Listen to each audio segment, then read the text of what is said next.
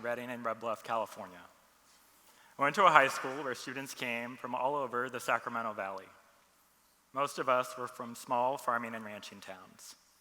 When I think of my hometown and think of growing up, good memories come back. I think of my great adventures with family and friends. I think of my first job at Parks and Recreation. I feel proud and a little protective. I love my home. But by many measures and some stereotypes, I really shouldn't. You see, when I was growing up, there were more lifted trucks with bull balls hanging on the back than there were electric vehicles. And when the rodeo came, the town both shut down and doubled in size. And I got a really strong impression that men were not supposed to eat salad or play tennis. So here I was, a queer Mexican-American whose family had immigrated from Mexico through the Bracero program to work on the dams and in the orchards and the fields. And I really like salad and playing tennis. How is this going to be home? How was I going to feel like I could belong? And how was home going to learn how to accept me and what I could contribute? I credit my mom for an important lesson. She said, "Sam, find common ground with people. Find it first and find it fast. Then work through difference." I think she knew. Moms usually do. It's with this lesson that home ended up being a special place for me. And I use this lesson every day when I meet with people across the state of Oregon, people who are very different from me in places very different than Portland. And we find common ground first and fast because every place is special to someone. Every place someone calls home. We find common ground when we talk land use. Now I know, we all wake up thinking about zoning and building codes and urban growth boundaries. I mean, it is Portland, so I know some of you do. Just in case that's not one of you, I'm going to share with you what land use is, why it's important, and why I believe land use is a beautiful way for us to find common ground so that we may work through difference. Now, I am not going to give you land use 101. You don't want it, I don't want it, we're not going to do that. I am going to cover two important things: dirt and the Mona Lisa. Oregon has some of the best soils in the world, thanks in part to the Missoula floods, where glaciers banked nutrients right here in Oregon, but also thanks in part to the stewardship that our farmers and our ranchers and our foresters do day in and day out. 97% of them have local roots, so they care about these soils, not just for now, not just for one harvest, but for generations. And our land use planning program honors that stewardship. It protects our farms and forests and our watersheds, and it encourages our cities and towns to grow up and in rather than out and down. Which brings us to the Mona Lisa. 10 million people visit the Louvre in Paris, France each year. And I haven't surveyed or observed, but I have a hunch that people don't bolt through those doors, run, and zoom in on the frame around the Mona Lisa. They take it in. They enjoy the full experience of the museum. And they look at what's inside that frame. Oregon has its own kind of frame, the urban growth boundary. In fact, we have over 200 of them. And they frame our cities and towns for how they can grow. And at the same time, protect our farms and our forests and our watersheds that are outside that frame. Now, that frame is important, but if we become too fixated on it, we lose sight of what's inside and outside of that frame. We lose out on the Oregon experience. Because at the end of the day, Land use planning is just a state of mind. Either you're intentional and you're thoughtful about the land that you have, or you're not. And you see what happens, and you hope for the best. But Oregon has a long tradition of being intentional and thoughtful, planning for the people and the places that make home so special. Over 50 years ago, people in Oregon, people who are very different from each other, started getting angry and anxious at what they were seeing happen across the nation. At the time, the federal government was investing in housing and transportation and jobs, all amazing things. And it was right after World War II, so it was desperately needed. But how these investments looked on the ground was concerning. Because how it looked meant farms and forests were carved up. Wetlands and watersheds were paved over. And in their place came subdivision after subdivision after subdivision. More miles, more lanes of highway. It broke community connection. And it enabled segregation by income and by race. And it caused our cores and our downtown cities to crater as people left.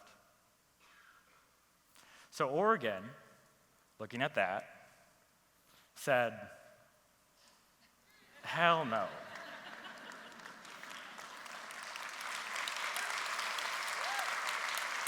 Hell no will that happen here. Hell no will that happen to us. So farmers and foresters, environmentalists and businesses, ranchers and urbanists found common ground to be intentional and thoughtful for where we put our housing and our transportation and our jobs.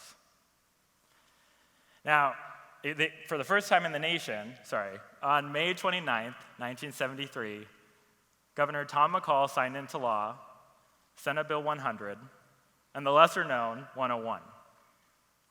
For the first time in the nation, a state created a land use planning program. It created a protected state of Oregon. On May 29th,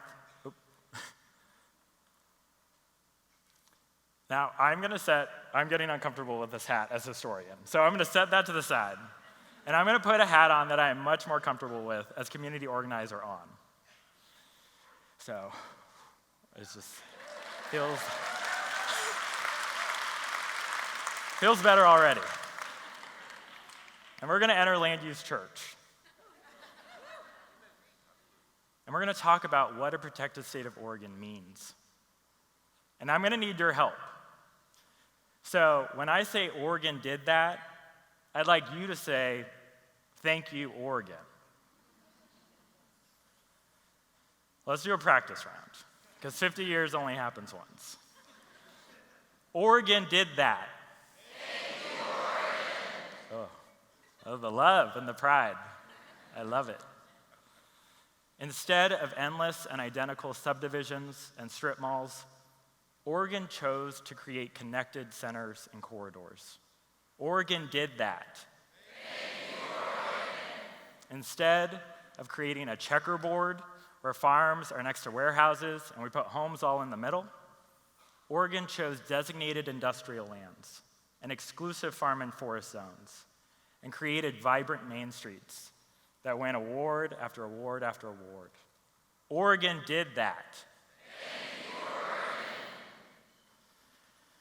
We face more intense and more frequent wildfire. The area that these wildfires happen is growing. And the amount of homes that we're allowing in this area is increasing. As of 2020, the American West has allowed over 16 million homes to be built in this area.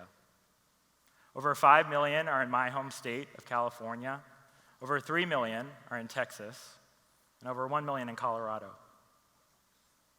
16 million homes in the line of fire. In Oregon, we only have 100,000. Because when we have a healthy land use planning program, we put homes next to opportunity, not in the line of fire. Oregon did that. Instead of putting people in endless hours of gridlock traffic, a podcast can only take you so far. Oregon gives us choice. We have options for how to get around without having to fill our tank of gas every other day, or time away from family and friends, or things that we want to be doing. And our lungs thank us. Scientists estimate that in the western portion of Oregon alone, our land use planning program has had the effect equivalent of taking off 400,000 cars right off the road each year. Oregon did that. Okay, so it's a 33-year-old from California up here talking to you all about a soon-to-be 50-year-old law in Oregon. Well, Senate Bill 100 and 101 gives my generation and the next a head start.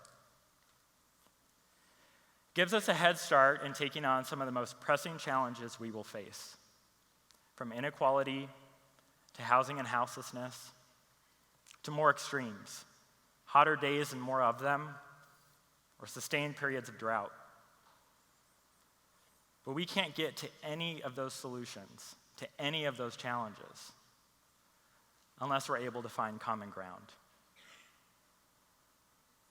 So I want to share with you 3 tips for how we can find common ground. The first, build upon the things that bond us. There's a trap. I admit I fall into it. We start with complaints. We start with criticism. As Van Jones said about Martin Luther King Jr., Martin Luther King Jr. did not inspire a movement saying, "I have a complaint."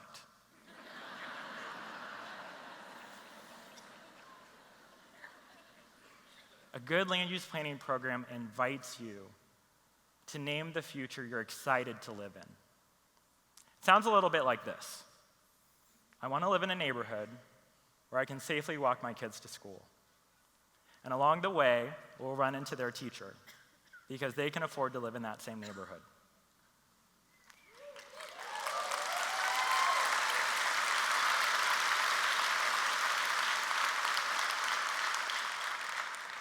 That's what we should be building upon. That's what bonds us. The second tip I'll share with you is, when in doubt, simulate it out. A healthy land use planning program gives you a crystal ball. You have forecasts and models and data, and you get to compare what's working here, what's not working here, and look at other cities across the world. There's always been an active debate about our urban growth boundary. If we're not able to build homes anywhere we want, it makes Oregon an unaffordable place. It raises the rent. It raises mortgage. So with a good land use planning program, we're able to ask, is getting rid of the urban growth boundary going to make Oregon a more affordable place to live?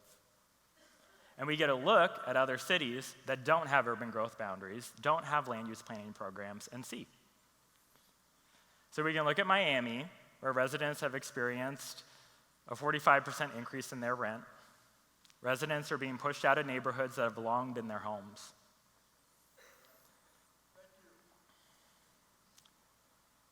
And traffic and gridlock are the name of the game. Or we look at an example a little closer to Oregon, Boise, Idaho, just within an hour of our border.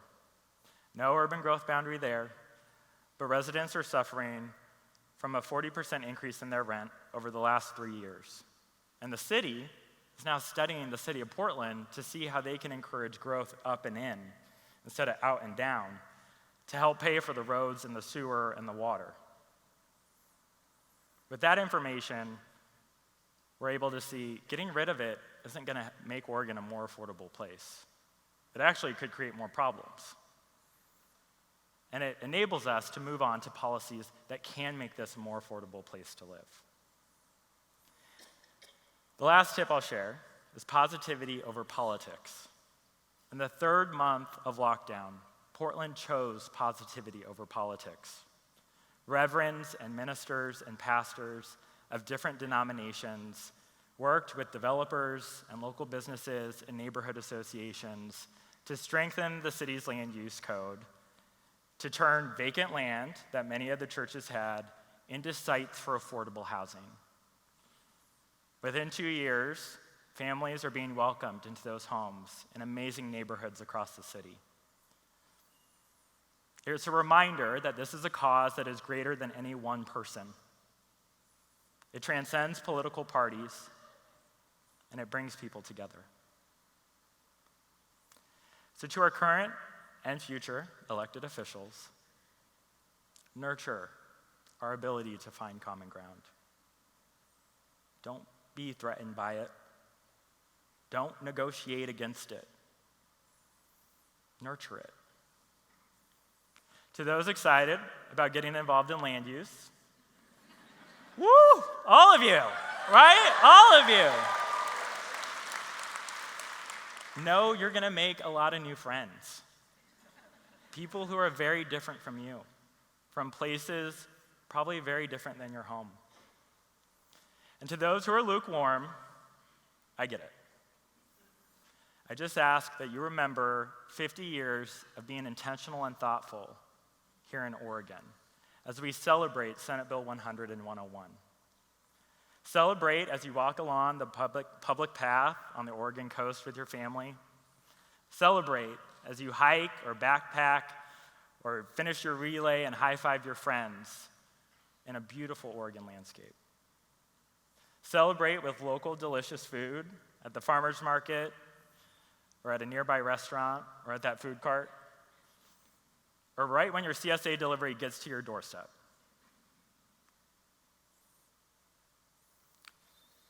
And when you're ready, know your friends will be waiting. And finally, and maybe most importantly, to my mom, who's here today.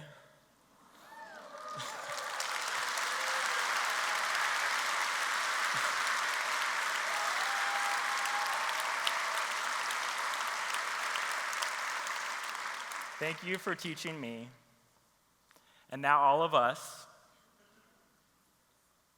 to find common ground. Find it first, and find it fast.